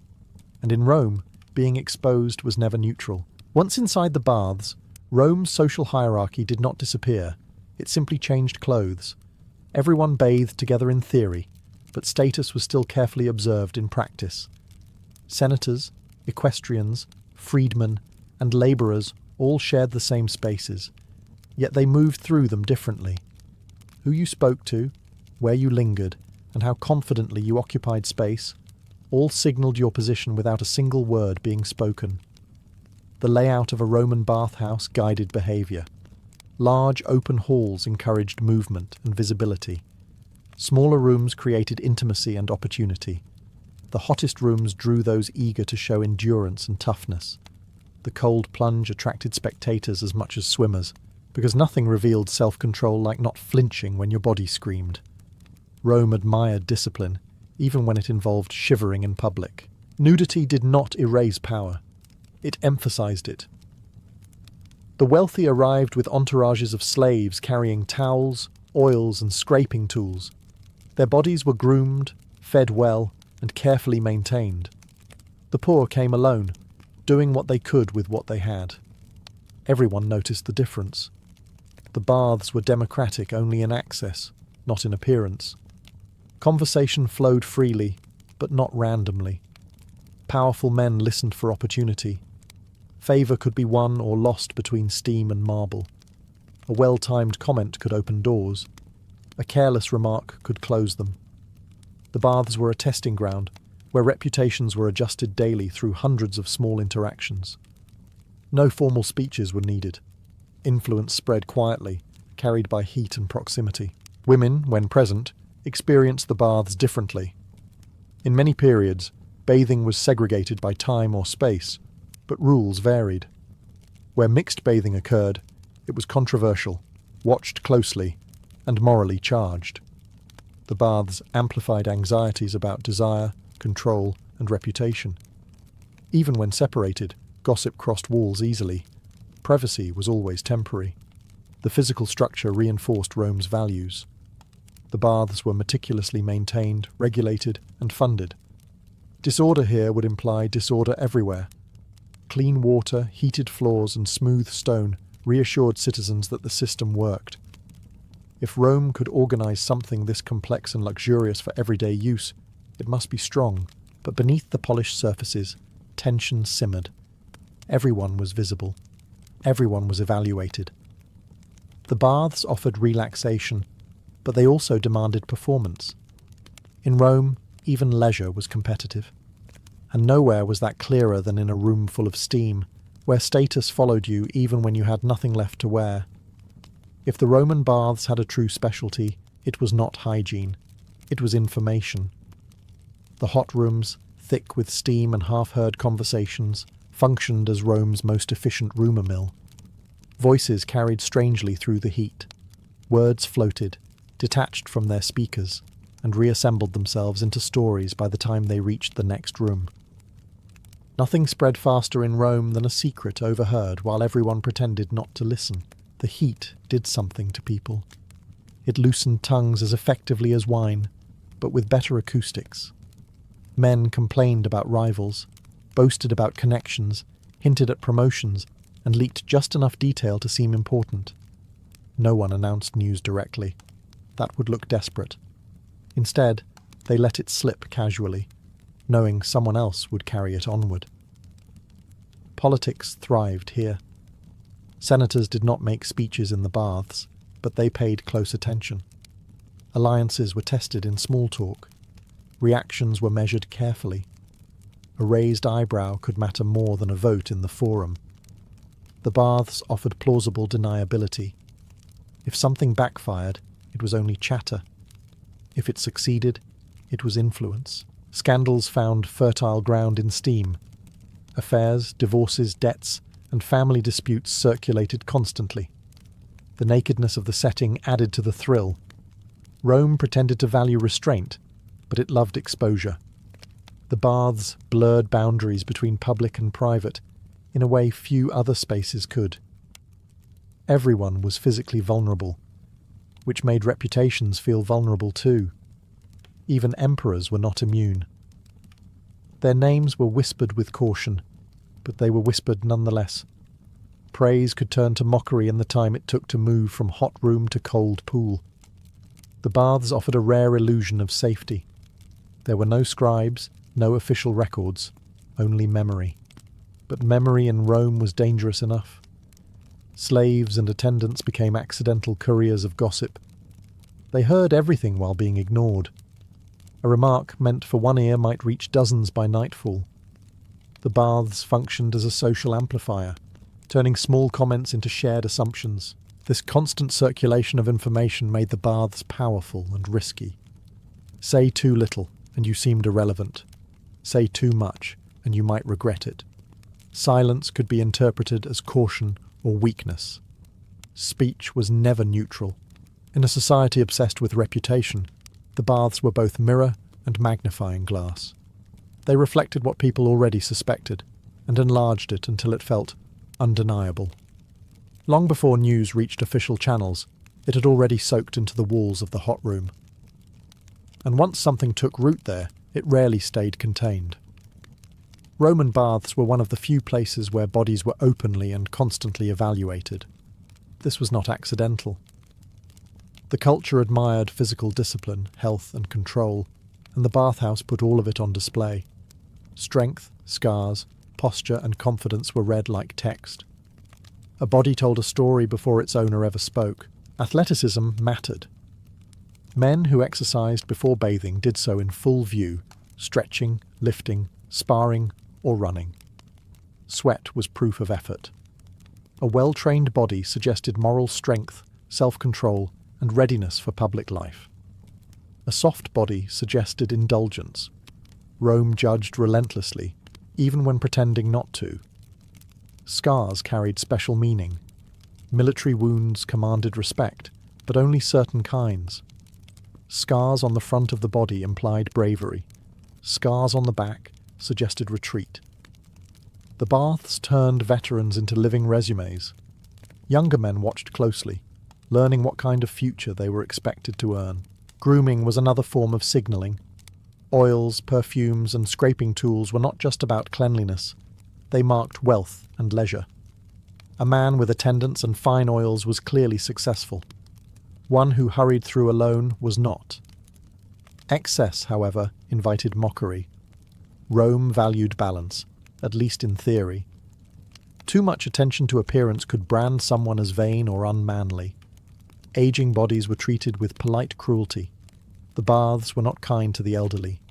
Wrinkles, sagging flesh, and trembling hands were visible to all. Respect existed, but so did discomfort. Old men were reminders of decline in a culture obsessed with vitality. They lingered anyway, because to withdraw was to disappear socially. Women's bodies, when present in bath spaces, were subject to even sharper scrutiny. Beauty invited attention. Modesty invited suspicion. The baths intensified cultural anxieties about desire and control. Even in segregated settings, bodies were discussed across walls. Absence of sight did not prevent judgment. Illness was also visible here. Lameness, skin conditions, and weakness could not be hidden. The baths promised health, but they also exposed vulnerability. In a society that valued strength, exposure could be humiliating. In the bathhouse, the body became public property. There was no privacy, only varying degrees of scrutiny. Rome did not just clean bodies. It read them, ranked them, and remembered them. And once seen, a body could not easily escape the story others told about it. Despite the marble, steam, and constant bathing, Roman hygiene worked very differently from modern expectations. Soap, as we know it, was not standard. Instead, Romans coated their bodies in oil. exercised until they were thoroughly sweaty, and then scraped everything off with a curved metal tool called a strigil. In theory, this removed dirt and dead skin. In practice, it removed oil, sweat, dust, and whatever else had attached itself to the body that day. Cleanliness was achieved by subtraction rather than washing.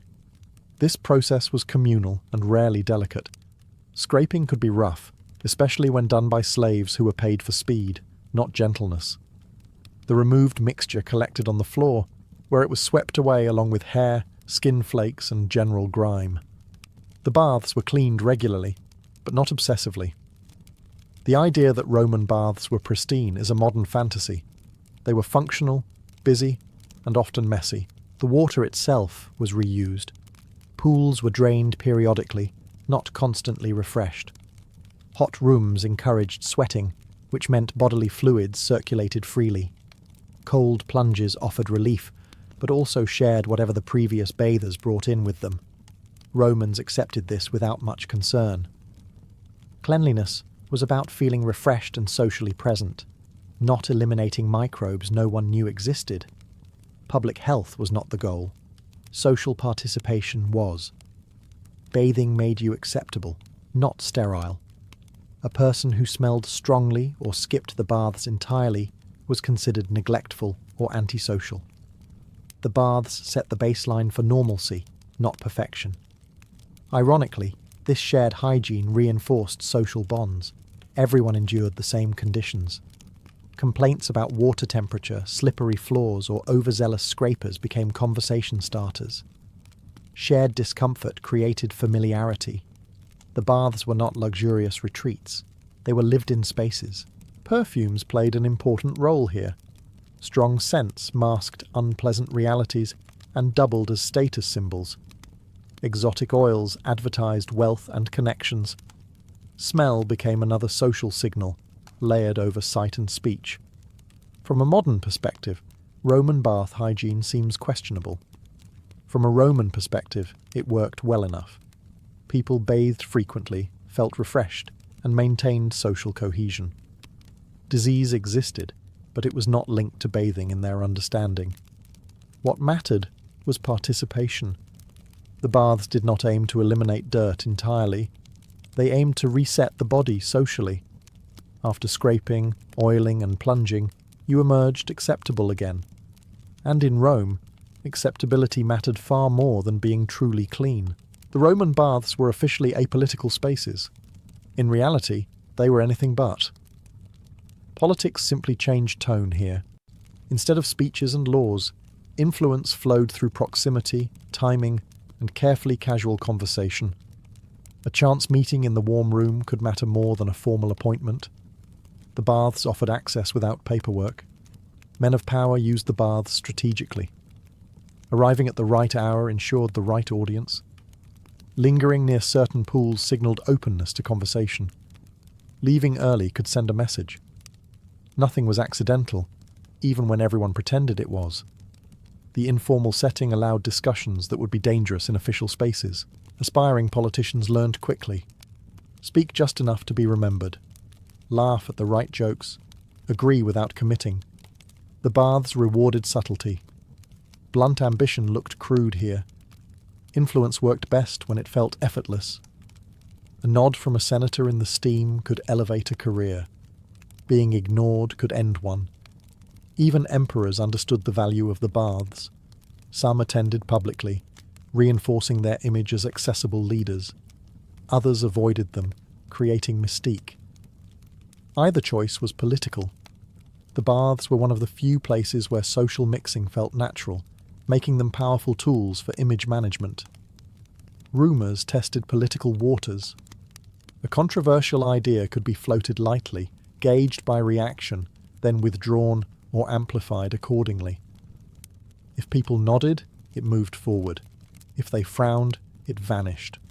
The baths acted as an unofficial focus group for policy and power. Conflicts also simmered here. Rivalries did not pause for leisure. Insults were veiled, never explicit. A pointed joke, a deliberate snub. A remark delivered just loudly enough to be overheard. Violence was rare, but tension was constant. Everyone knew who disliked whom long before it became public. The presence of slaves and attendants complicated everything. They were invisible but everywhere. Politicians spoke carefully, knowing words might travel. Yet they also relied on these same attendants to spread favourable impressions. Information moved both ways. The baths blurred boundaries between public service and personal ambition. Deals were not signed here, but they were shaped. Alliances were not announced, but they were felt. Rome liked to imagine its politics as rational and procedural. The baths exposed the truth. Power was social before it was legal. By the time men left the pools, many decisions had already been made. The forum would merely formalise what steam and stone had quietly arranged. In Rome, politics did not begin with law. It began with conversation. And nowhere was conversation more potent than in warm water. Roman baths promised relaxation, but they also stirred anxiety. Any place where bodies gathered, rules softened, and conversations flowed was bound to worry moral authorities. Pleasure made Rome uneasy, especially when it could not be neatly regulated. The baths embodied this tension perfectly. They were essential to civic life and constantly suspected of encouraging excess. Flirtation thrived in the steamy air. Glances lingered. Compliments slipped out more easily when everyone was naked and warm. Even when men and women bathed separately, the proximity alone fueled imagination. Walls did little to contain desire. Gossip crossed them effortlessly. Moralists complained that the baths encouraged vanity, lust, and idle behaviour, which, in Roman thinking, were gateways to social decay. Mixed bathing, when it occurred, caused particular outrage. Traditionalists saw it as a breakdown of discipline. Supporters framed it as harmless modernity. The debate was less about actual behaviour and more about control. Who was allowed access to whose body and under what circumstances mattered deeply in a society obsessed with hierarchy. Philosophers weighed in with predictable discomfort. Some argued that the baths softened men, making them less suited for hardship and war. Others warned that constant pleasure eroded virtue. Yet few of these critics gave up bathing themselves. Condemnation rarely led to abstinence. The baths were too useful, too ingrained, too popular to abandon. Authorities responded with rules that were enforced unevenly. Certain behaviours were discouraged publicly and tolerated privately. This selective enforcement maintained the appearance of order without disrupting daily life. Rome specialised in this balance. Moral panic was allowed, as long as it did not interfere with routine. The baths also exposed contradictions in Roman values. Strength and restraint were celebrated, yet indulgence was built into daily practice. Discipline was praised, yet leisure was institutionalized. The baths sat at the intersection of these conflicting ideals, making them both beloved and suspect. For many Romans, the appeal lay precisely in this ambiguity. The baths offered a controlled space where boundaries could be tested without openly breaking them. One could flirt without committing, relax without withdrawing, observe without acting. It was social freedom within acceptable limits. This tension never fully resolved. The baths remained places of pleasure shadowed by judgment. They reflected Rome's ongoing struggle to reconcile desire with discipline. And in that struggle, the baths did not corrupt Roman society. They simply revealed it. For all their grandeur, Roman baths were not equally experienced by everyone. Entry was cheap, sometimes even free, but equality stopped at the door. The baths reflected Roman society as it was, not as it claimed to be. They welcomed the masses while quietly reinforcing who mattered most. Freeborn men enjoyed the greatest freedom. They moved confidently, spoke openly, and occupied central spaces without apology. Freedmen followed close behind, eager to be seen participating fully in Roman life. Bathing was one of the clearest markers that someone belonged. To bathe publicly was to signal acceptance of Roman customs, values, and rhythms. The baths helped turn former outsiders into Romans, at least on the surface. Slaves, however, inhabited a strange in-between. Many attended the baths as attendants rather than bathers, carrying oils, towels, and scrapers. They heard conversations but could not join them. Their presence was essential yet invisible. Some slaves were allowed to bathe during off hours, but this was a privilege, not a right. Even in leisure spaces, hierarchy remained intact. Women's access varied widely across time and place. Some bathhouses had separate facilities or designated hours. Others offered mixed bathing, sparking controversy. Elite women navigated these spaces carefully, balancing visibility with reputation. Too much presence invited gossip. Too little suggested withdrawal from society. For lower status women, the baths offered rare access to communal space, but also exposure to judgment. Children and the elderly attended as well, each navigating expectations. Children learned social norms early, observing how bodies were judged and behaviour monitored. The elderly, though respected, were often sidelined. Their presence reminded others of decline, something Roman culture preferred to keep distant. The baths also excluded by timing. Not everyone could attend during peak hours. Labourers came late or early. The elite arrived when it suited them. Time itself became a marker of status. Who bathed when mattered almost as much as who bathed where. Despite these divisions, the baths created a shared civic rhythm. People from different backgrounds crossed paths daily. Even brief proximity fostered familiarity. Rome relied on this. Shared spaces softened tensions without eliminating inequality. The baths were inclusive enough to unify, exclusive enough to control.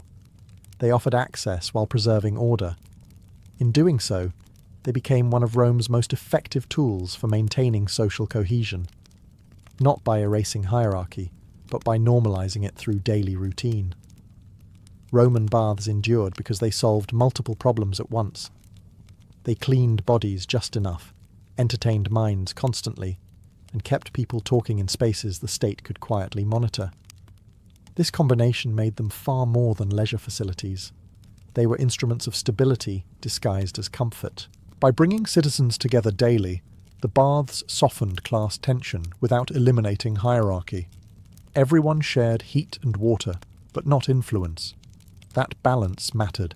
A society where people never mix becomes brittle. A society where differences vanish becomes unstable. The baths maintained the illusion of unity while preserving structure. Rome excelled at this kind of compromise. They also trained Romans in public behaviour. How to speak casually without revealing too much. How to listen without reacting. How to navigate desire, rivalry, and ambition under watchful eyes. These were not taught formally. They were absorbed through repetition. The baths were classrooms without lectures, where social survival skills were practiced daily. Even gossip served a function. Rumours allowed tension to vent harmlessly before boiling over. Complaints could circulate without turning into rebellion. Ambitions could be tested quietly. Information flowed constantly, giving Rome a sense of itself in real time. The baths acted as a civic nervous system, transmitting signals long before crises became visible. As the empire evolved, baths multiplied across provinces. They carried Roman habits, values, and expectations into new territories. To build baths was to announce civilization. To use them was to participate in it. Local elites adopted bath culture eagerly, understanding its social advantages. The baths became tools of cultural assimilation, making Rome feel familiar even far from the capital. Over time, other institutions changed. Politics shifted. Religions rose and fell. But the bathhouse endured longer than most, precisely because it met everyday needs. People might disagree about laws or gods, but everyone liked warm water, conversation, and being seen. In the end, Roman baths mattered, not because they were clean, but because they were connective. They bound individuals into routines, habits, and shared spaces. They made Rome feel present in daily life, not just in monuments or armies. When the baths eventually fell silent, something larger had changed. Not just infrastructure, but the social glue that held public life together. The steam faded, the gossip stopped, and Rome lost one of its most subtle sources of power. Cleanliness was optional, conversation was not. And it was conversation, echoing off marble walls, that kept Roman society flowing for centuries. Kaiden were not stories told casually to pass the time. In Edo, Japan, they were experiences, carefully staged to unsettle both the mind and the spirit. These ghost tales were often shared at night, in quiet rooms lit only by candles, when the boundary between the visible and the unseen felt thinnest. The most famous format was the Hyaku Monogatari Kaidankai, the gathering of 100 ghost stories. With each tale, a candle was extinguished. As the room grew darker, fear was expected to grow stronger. This was not about cheap thrills. Kaiden were rooted in the belief that stories had power. Words could summon attention from the spirit world. Silence, darkness, and anticipation mattered as much as the tale itself. By the final story, the room was meant to be nearly black, forcing listeners to confront their own imagination. If something appeared in the darkness, it was unclear whether it came from the story or from somewhere else entirely. Edo society was orderly on the surface. Rules governed class, behavior, clothing, and movement. Kaiden offered a controlled way to explore what lay beneath that order. They allowed people to speak about violence, betrayal, and injustice without directly challenging authority. A ghost could say what a living person could not. Fear became a socially acceptable outlet. These stories were deeply shaped by Buddhist ideas of karma and attachment. Spirits did not usually return because they were evil. They returned because something had gone terribly unresolved.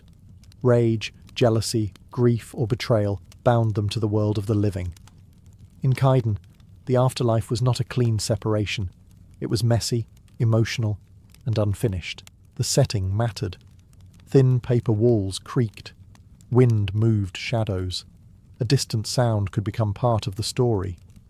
Listeners were not passive. They were participants, holding their breath, scanning corners of the room, feeling the weight of each extinguished flame. Fear was communal, shared, and deliberately cultivated.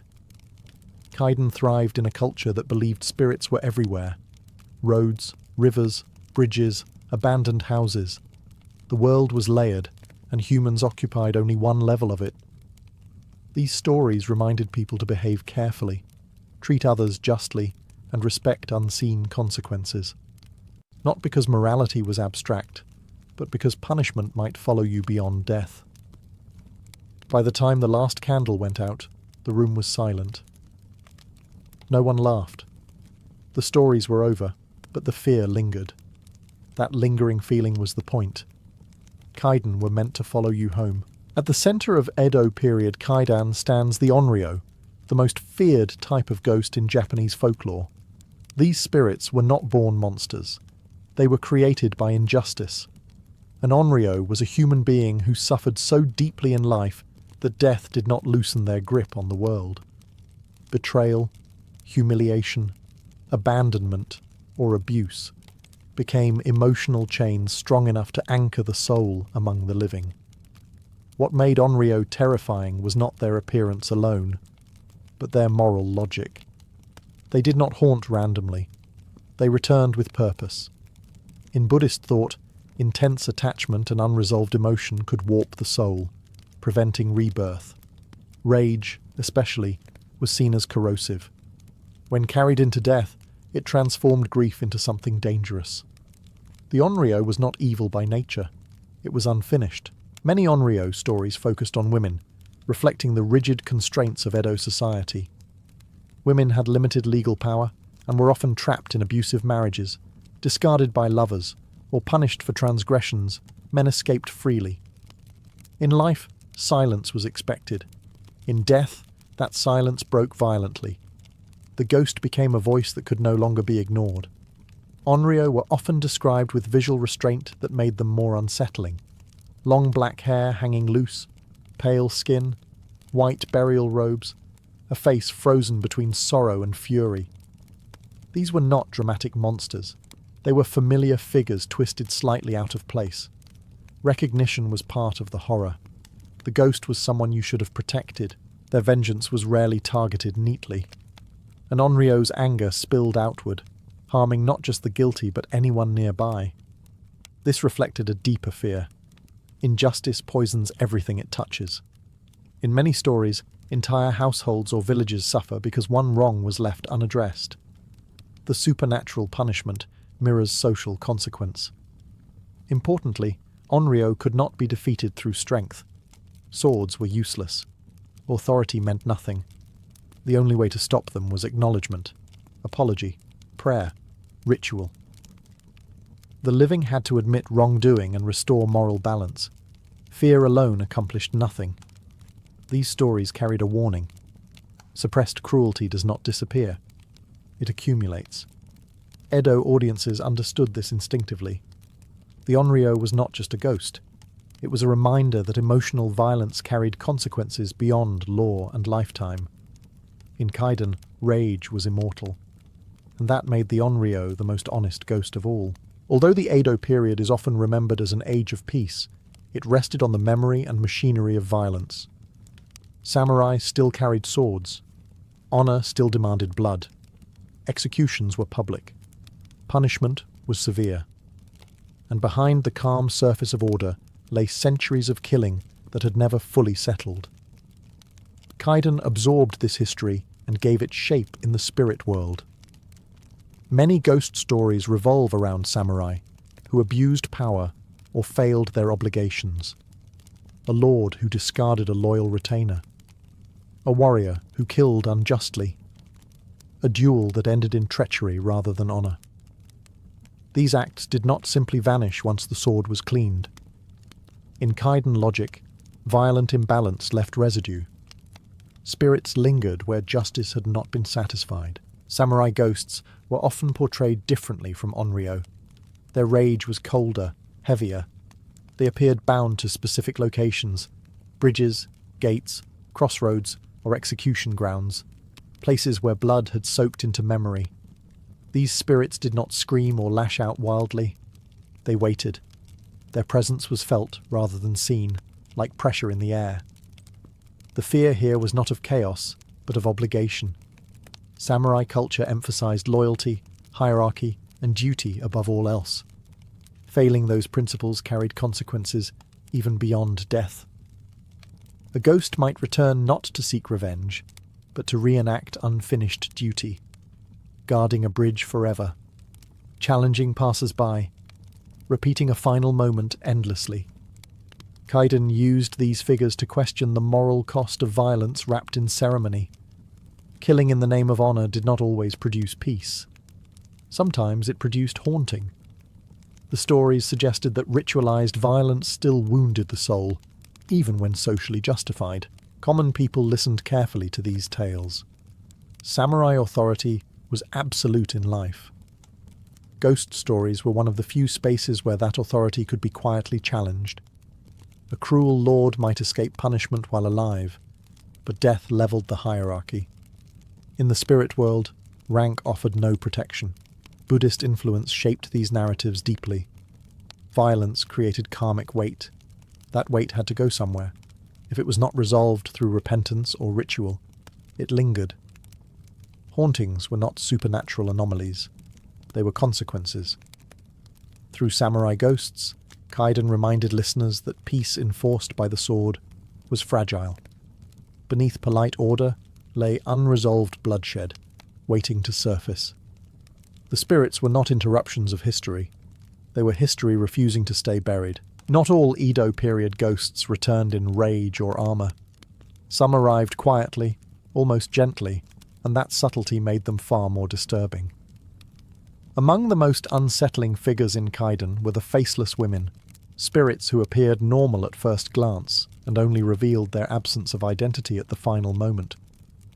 These stories relied less on violence and more on the collapse of expectation. A traveller might meet a woman on a dark road. She would speak politely, perhaps ask for directions, perhaps warn of danger ahead. Nothing seemed wrong. Only when the listener looked closer would the illusion break. Where her face should be, there was nothing. Smooth skin, blank emptiness. No eyes, no mouth, no expression. The horror came not from what she did, but from what was missing. These ghosts reflected a deep anxiety within Edo society. Identity was tightly bound to social role. Woman, wife, daughter, servant. To lose one's place was to risk becoming invisible. Faceless ghosts embodied erasure. They were spirits stripped of recognition, reduced to presence without personhood. In some versions, the faceless woman was a victim of abandonment or neglect. In others, she represented the fear of urban anonymity. Edo cities were growing rapidly. People moved, disappeared, reinvented themselves. Kaiden transformed that unease into supernatural form. The ghost without a face was the ultimate stranger, familiar enough to approach, empty enough to terrify. These spirits rarely attacked. Instead, they unsettled.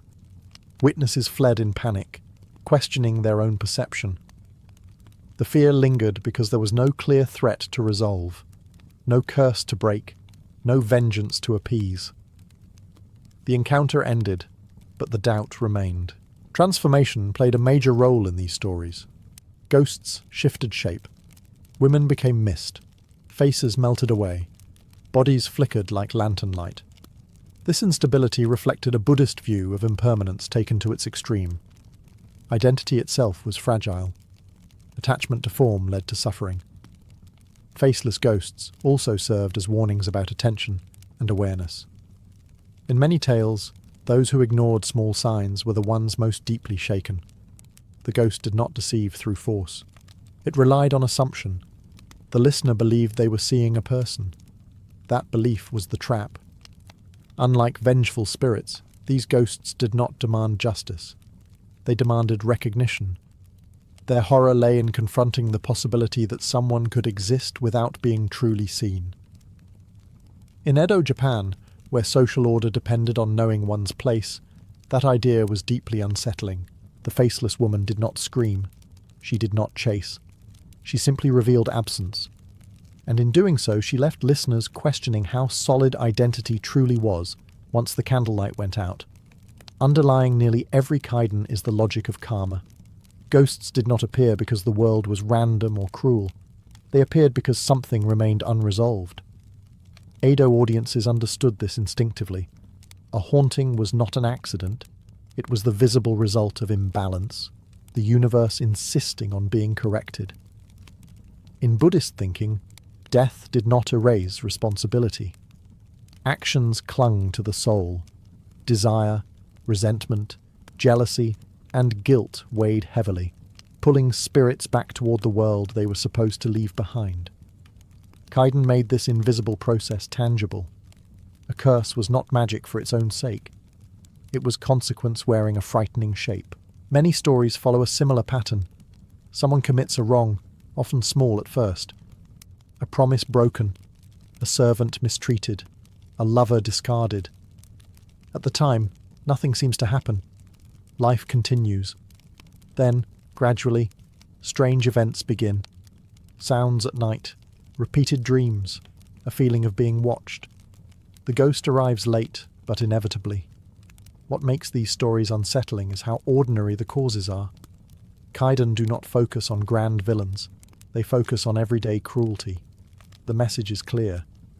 You do not need to be monstrous to create a haunting. You only need to be careless with another human life. Curses in Kaiden are rarely limited to one target. Like emotional trauma, they spread outward. A household suffers. Children fall ill. Servants flee. Innocent bystanders are affected. This reflects a belief that wrongdoing poisons its environment. Harm does not stay contained. Resolution, when it comes, is never simple. The ghost cannot usually be destroyed. Appeasement is required. Prayers, apologies, memorial rites. The living must acknowledge what they would rather forget. Only then can the spirit loosen its grip. Ignoring the problem only strengthens it. This moral framework made Kaiden deeply effective. Fear was not arbitrary. It was instructional. Listeners left with more than chills. they left with a heightened awareness of responsibility. Treat people carefully. Honor promises. Resolve conflict while you are alive. Otherwise, it may follow you. Kaidan transformed abstract religious concepts into emotional experiences. Karma was no longer a philosophical idea. It was a pale figure at the edge of your vision, waiting patiently. The stories suggested that the dead were not gone. They were watching, remembering, and waiting for balance to be restored. In Edo, Japan, this belief was not fringe superstition. It shaped behavior. Ghost stories taught ethics without sermons. And in the quiet after the final candle went out, listeners understood the lesson clearly. Some debts do not end with death. In Edo Kaidan, ghosts are rarely abstract. They are tied to locations. A bridge where someone was betrayed, a well where a body was hidden, a house where cruelty became routine. These places are not just backdrops, they are participants. Space itself absorbs memory, and memory makes certain ground dangerous to walk on. Listeners in Edo, Japan were acutely aware of this idea. Cities were layered with history, often violent, often unspoken. Execution grounds sat just beyond city limits. Old estates passed between families, carrying stories no one wanted to inherit. Roads were walked by thousands, but some footsteps lingered longer than others. Kaidan gave form to the suspicion that places could remember what people tried to forget. Many stories begin innocently. A traveller seeks shelter for the night. A family moves into a new home. A shortcut is taken across a bridge at dusk. The setting feels ordinary until it does not. A chill, an echo, a repetition of sound. The location reveals its past slowly, as if testing whether the living are paying attention. This focus on place reflects a broader Edo worldview. The boundary between human life and the spirit world was not distant. It ran through everyday spaces. Shrines stood at crossroads. Small offerings were left at trees or stones. Respecting place was part of social etiquette. Ignoring it invited trouble. Haunted locations also reinforced social memory. A bridge haunted by a betrayed samurai reminded listeners of loyalty. A well haunted by a murdered servant warned against abuse. These stories preserved moral lessons in geography. Even if names were forgotten, the place endured as a warning. Importantly, these locations were not always avoided. People continued to cross the bridge, live in the house, draw water from the well. Fear existed alongside necessity. This tension made the stories more believable. Life did not stop because of ghosts. It adapted, cautiously. In some tales, the haunting fades when the place is acknowledged properly. A memorial is built. Prayers are offered. The story is told openly. Silence, not presence, is what feeds the ghost. When a place's history is recognized, the spirit loosens its hold. Kaidan taught listeners to move carefully through the world, not because danger was everywhere, but because meaning was. Every path carried echoes. Every structure had a past. The living shared space with what came before them, whether they admitted it or not. In Edo, Japan, haunted places were not warnings to flee. They were reminders to remember. By the Edo period, Kaidan were no longer confined to private candlelit gatherings. They became a form of popular entertainment, circulating through books, theatre, and public storytelling events. Illustrated collections of ghost tales sold widely, their images lingering in the mind long after the page was turned. Kabuki plays adapted famous hauntings, transforming fear into spectacle. And yet, even as Kaidan became more accessible, they never lost their seriousness. People did not listen to ghost stories simply to be frightened. Fear served a purpose. It sharpened attention. It reinforced memory. A lesson wrapped in terror stayed with you longer than one delivered calmly. Edo audiences understood this intuitively. Kaidan were thrilling, but they were also instructional, shaping behavior through emotional impact. Many stories followed a familiar structure. A wrong is committed. Life continues as if nothing happened. Then consequences arrive, slowly, inevitably. This pattern mirrored real life more closely than moral sermons ever could. Injustice often goes unpunished in the moment. Guilt lingers quietly. Kaiden acknowledged this uncomfortable truth, then carried it one step further. If justice failed in life, it would not fail forever. Children heard these stories too, though often softened. The message was still clear. Be careful how you treat others. Respect the dead. Mind your promises. Fear taught restraint where authority could not always reach. In a society built on order, Kaiden reinforced boundaries without requiring constant enforcement. Entertainment also provided distance. By framing fear as story, people could explore it safely. They could confront death, betrayal, and violence without experiencing them directly. This made Kaiden emotionally useful. They allowed listeners to rehearse anxiety, grief, and moral doubt in controlled settings. Importantly, Kaiden rarely ended with triumph. There was no heroic victory over evil. Resolution came through acknowledgement, ritual, or acceptance. Sometimes it did not come at all. This lack of closure distinguished Kaiden from simple horror. The unease lingered intentionally, encouraging reflection rather than relief.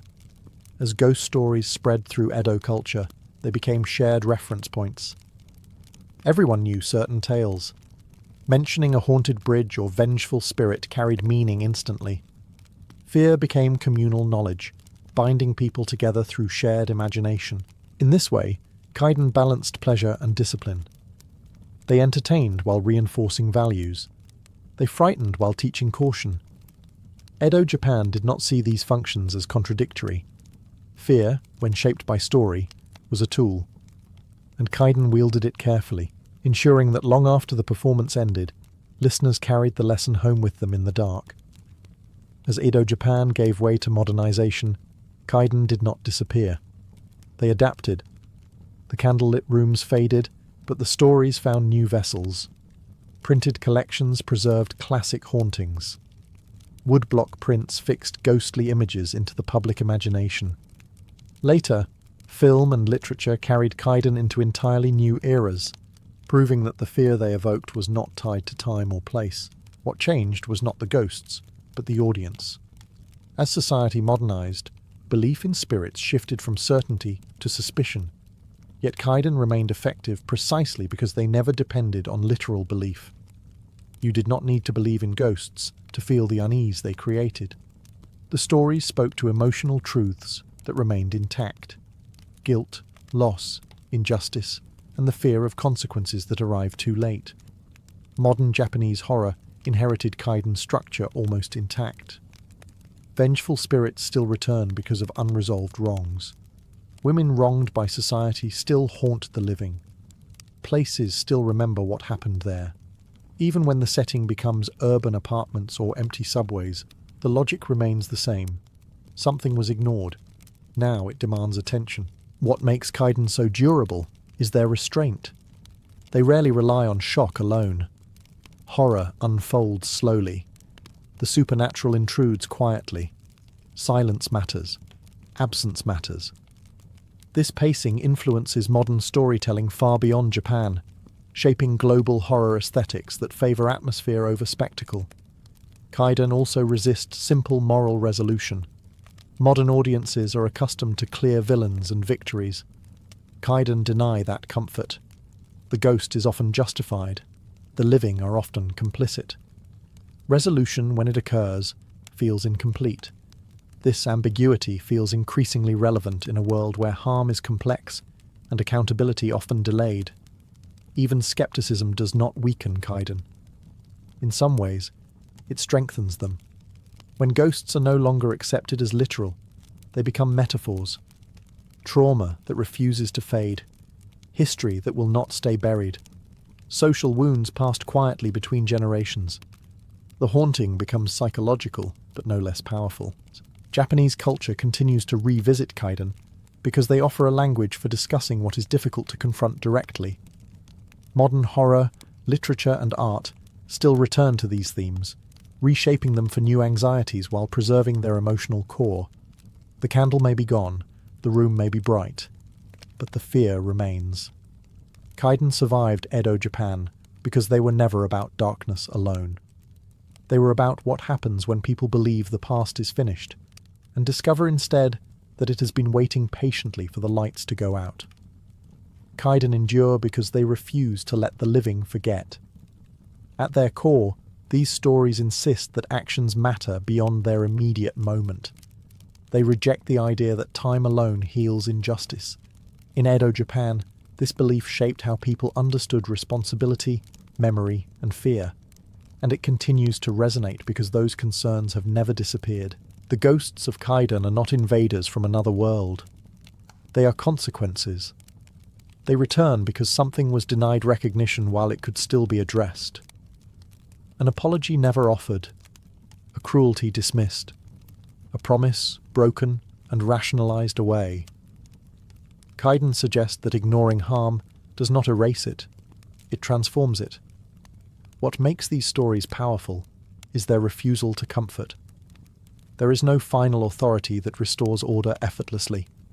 Priests struggle, rituals fail.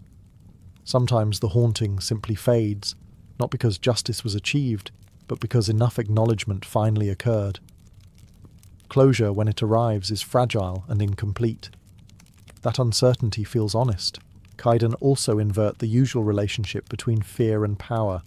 The living often hold social authority. The dead hold moral authority. A samurai may command obedience in life, but in death, he may be judged by the very people he once controlled. A woman silenced in life may speak most loudly after death. These reversals allow Kaiden to challenge hierarchy without confronting it directly. Importantly, Kaiden do not encourage paranoia. They do not claim danger lurks everywhere. Instead, they teach attentiveness. Pay attention to how you treat others. Pay attention to places, promises, and silence. Harm does not need to be dramatic to be lasting. Small acts, left unresolved, can echo far longer than expected. In Edo Japan, these stories functioned as quiet ethical reminders woven into entertainment. They shaped behavior without preaching. Fear did the work that instruction could not. By lingering in the mind, Kaiden guided people long after the story ended. Today, Kaiden remain relevant because they address the same human tendencies. Avoidance, rationalization, forgetting. They ask uncomfortable questions without offering easy answers. What do we owe those we wrong? What happens when we move on too quickly? What voices are we ignoring because acknowledging them would require change? The dead in Kaiden still speak because the living still listen. Not for proof of ghosts, but for recognition of responsibility. These stories survive not as relics of superstition, but as reminders that some things do not disappear simply because we stop looking at them. When the lights go out, they are still there, waiting to be acknowledged.